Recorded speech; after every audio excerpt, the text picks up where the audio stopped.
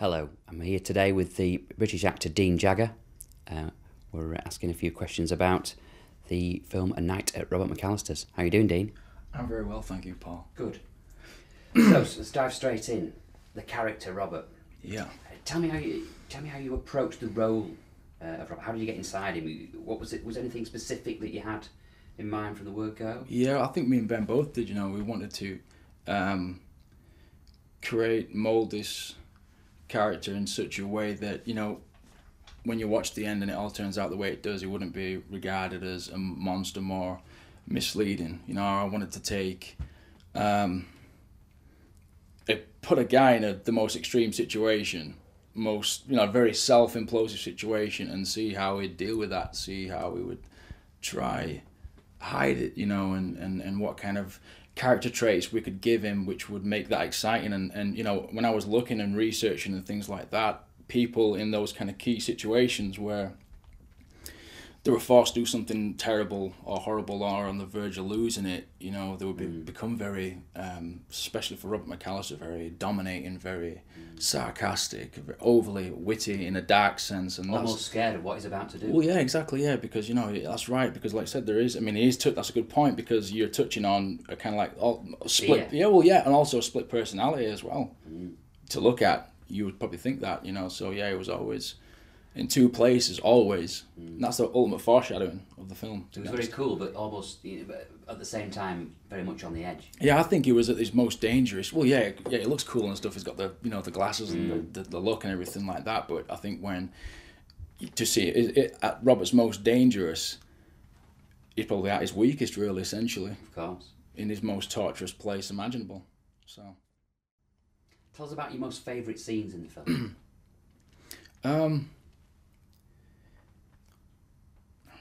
It's a very difficult one, yeah. I think that... I know the basement was very dominant, wasn't it? That's right, it was. But like I said, even the smaller scenes, it was very self-reflecting as a character. So the small, intricate little moments and intonations and pauses, that kind of thing, that was just as gratifying as doing some of these big, dramatic,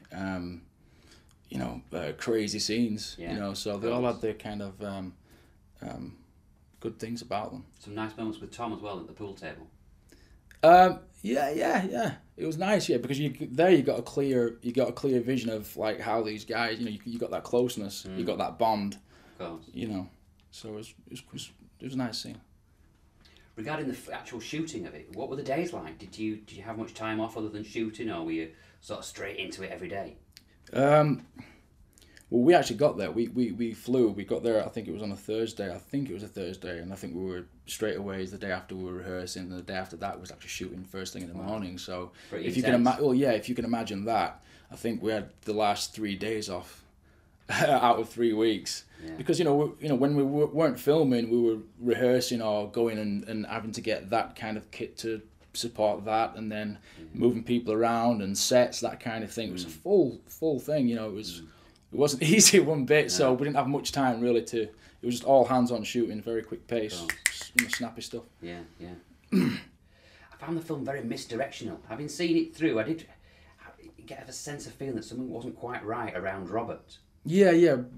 That for me, that was it. That was what me and Ben initially really wanted to do, is make sure that we don't get too far ahead of the audience, and show that progression of because that's the thing. Ben wanted to show a clear vision of what would happen if we were to take that wrong person and push him beyond the point of no return. What could happen? And this is real life stuff. People do horrible things in these torture situations and things. Very self-reflective stuff. So yeah, me personally, the thing that I had to keep my eye on was to not give it away too quick, but at the same time still make it interesting enough so people would say, well, what's wrong with him, what's his deal, kind of thing. And I think when you watch it back a second time, you'll probably get that. You'll probably see is sometimes as I'm speaking to you now, he might hold on a line, and then he might look at the clock, kind of thing, and that's the whole thing.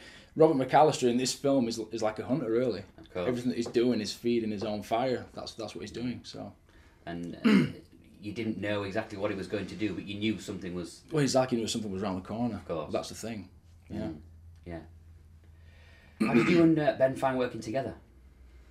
It was it was a lot of fun. But like I said, it was so quick paced. Seriously, Ben had his things that he had to do. I had my things that I had to do. We probably spent more time working together. This sounds ridiculous, but we probably spent more time working together when we was back here in pre-production, prepping my character, that kind of thing, than actually being out there, what have you. But don't get me wrong. I mean, he was always there whenever I needed him. But obviously we were there catering for like, you know, a full cast and everybody else. Of course. And at the same time filming and God knows what. So I mean, he did a fantastic job and he knew what he wanted and his choices were very. He knew what to do. Yeah, it shows definitely. Yeah. And the other cast members, I remember the scene where you lunged at Tom and almost hoisted him up. You know, it's really intense stuff. Yeah, do you like that? Yeah, excellent. Yeah. Yeah. The cast members were great.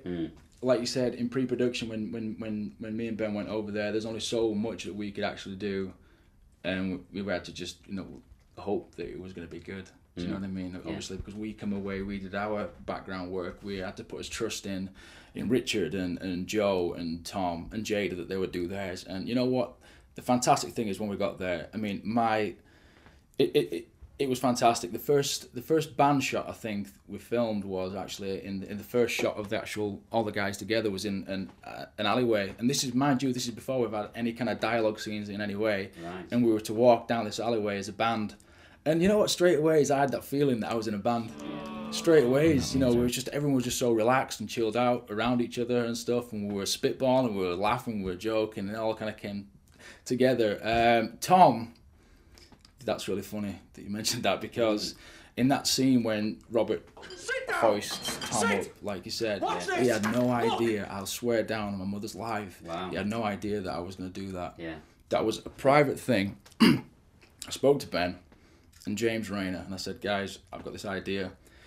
I really want to spook him out because it's, like you said, it's a very like intense scene, and that's the only way it could go. That's the only way that we want it to go. And you can really see the emotion on his face. Well, exactly. If you watch that carefully, if you watch that shot, now you said that, I'm going to watch it again. If you watch that shot very carefully, you will see his hands and they're shaking. Yeah. They're just doing that, and he's like crying as well. That Which kind is of thing. what So yeah, we completely completely just took it for a walk. I mean, I knew that James were on the fig rig and Ben were on the camera handheld, so I just thought we can do this. Yeah. So let's just do it. Yeah, of course. And, Element of surprise. Element of surprise always works. Always the best thing. Excellent. You held the premiere back there recently. We did, yes. Yes, and was it nice to see the other cast members again? And did they like the finished product? It was great. It was a very scary thing because you're never in control of something like that. No. And that week went so quick. It came so quick. I mean, we got there on the Sunday. We was screening, doing a test screening on the Wednesday or something, and then sure enough, the premiere was going to be on the Thursday. So it was great. It was fantastic. We're all pretty nervous because when you've got like a house full of 300 people and stuff, and you don't know how they're going to take it. It's going to be a bit daunting for everyone, but I can imagine. It went down great. Went down fantastic, and people laughed where they should have laughed, and people yiked when those crazy scenes were coming on as well. So I think that all around, we were very proud of what we did. It sounds good. It sounds an excellent experience. You'll have to come the next time. I will. Thank you. Yeah.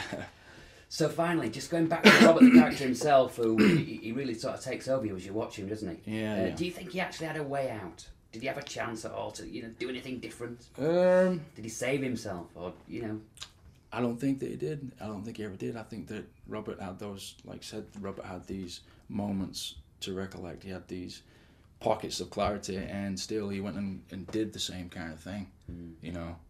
He still made his choice, and for me, that's what the film's about. That is what this whole thing is about. It's not whether he had a choice, chance, or whatever. It's about what he had. The only thing that he had to do was basically face his own demons and surface these horrible visions and bring them to reality in order to be able to,